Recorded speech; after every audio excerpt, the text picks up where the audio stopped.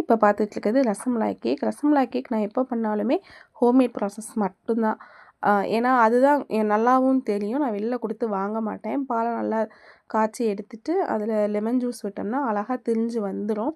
அதுக்கப்புறமா அதை ஃபுல்லாக வாட்டர் இல்லாமல் ஸ்ட்ரெயின் பண்ணிவிட்டு ஒரு வெயிட்டு போட்டு ஆறுனதுக்கு அப்புறமா நான் என்ன பண்ணுவேன்னா மிக்சியில் ஒரு ஏன்னா நல்லா அழுத்தி பிசையணுமா, அதில் கொஞ்சம் நம்ம வீக்கு அது சரிப்பட்டு வராதுடா அப்படின்னு சொல்லிட்டு மிக்சியில் வச்சுமா இன்னும் சாஃப்டாகிடும்.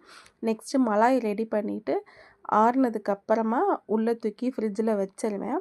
கேக் ஸ்பான்ஸு ரெடி பண்ணதுக்கப்புறமா ஃபில் பண்ணுறப்போ அந்த மில்க் ஃபுல்லாக அதில் சோக் பண்ணிவிட்டு க்ரீம் அப்ளை பண்ணிவிட்டு அதுக்கப்புறமா அந்த ஸ்பான்ஸ் எடுத்து வெளியில் மேலே வந்து போடுவேன்.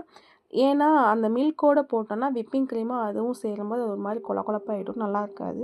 ஸோ ட்ரையாக தான் போடுவோம். இப்போ ரசமலாய் சாப்பிட்றோமா கேக் சாப்பிட்றோமா அப்படிங்கிற ஃபீல் தெரியாமையே இருக்கும். ஏன்னா ஃபில்லிங்காக இருக்கும்.